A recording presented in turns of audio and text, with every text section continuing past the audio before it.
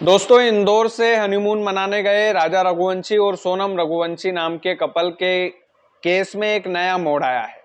उस नए मोड़ के बारे में हम चर्चा करेंगे, लेकिन सबसे पहले हम डिटेल में यह समझते हैं कि राजा रघुवंशी और सोनम रघुवंशी मेघालय गए थे इंदौर से हनीमून मनाने के लिए, और उनमें से राजा रघुवंशी का शव मिला। और वो जो शव मिला उसके पीछे की कहानी पूरी डिटेल में आज हम समझेंगे। आज हम इस वीडियो में आपको बताएंगे कि राजा रघुवंशी और सोनम रघुवंशी के साथ हनीमून वाली रात को हुआ क्या था। पूरी डिटेल में मैं आपको बताऊंगा। दरअसल 11 मई को राजा रघुवंशी और सोनम रघुवंशी की शादी होती है, इंदौर शहर में होती है, बड़ी धूमधाम से होती है। फिर 11 मई को ही वो डिसाइड करते हैं कि 20 मई को हमें हनीमून पर चलना है। जिंदगी के खूबसूरत पलों में से एक पल हनीमून भी होता है। तो ये 20 मई को डिसाइड करते हैं कि हम हनीमून पर जाएंगे और मेघालय जाएंगे। मेघालय के शिलोंग में हम हमारा हनीमून मनाएंगे। तो 20 मई को ये इंदौर से निकलते हैं। 22 मई को ये मेघालय के मावलखियत गांव पहुंचते हैं, और मावलखियत गांव में 22 मई को ये स्कूटर लेते हैं किराए से, जहां पर अच्छी अच्छी जगह घूमने के लिए होती है।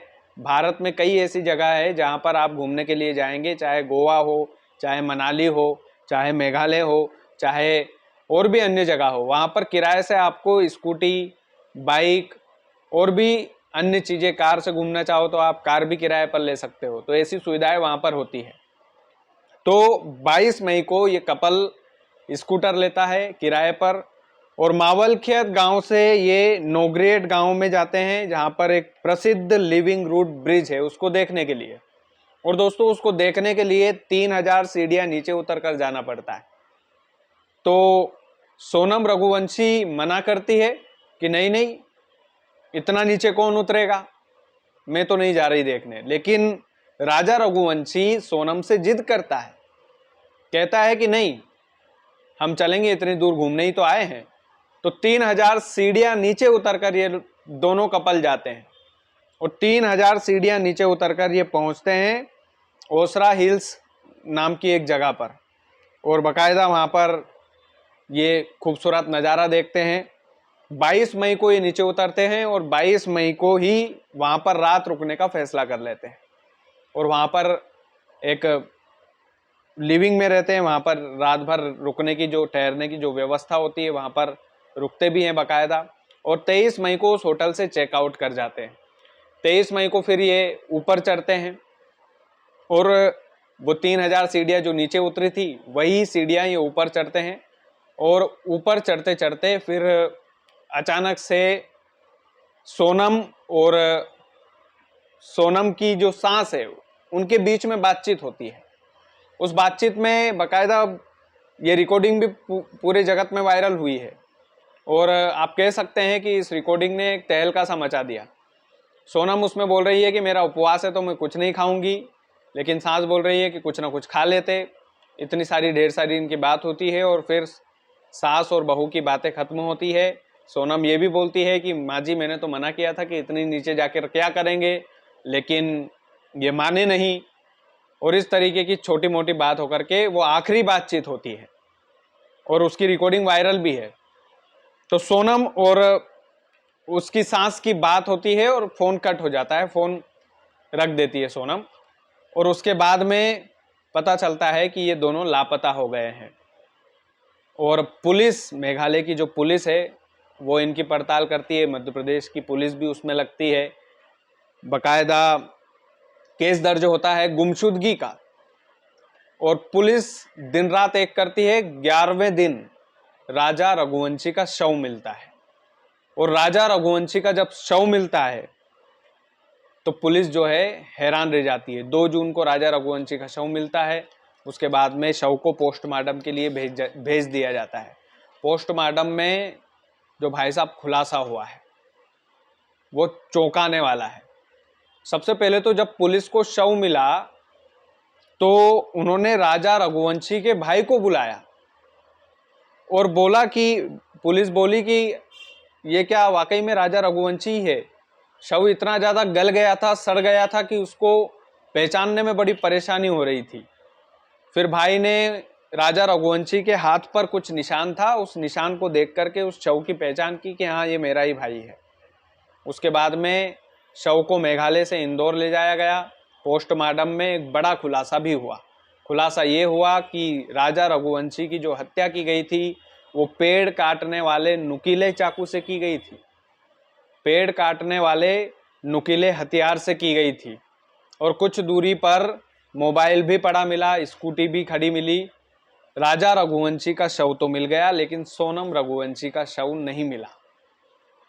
सोनम की जांच, सोनम की पड़ताल पुलिस अभी भी कर रही है।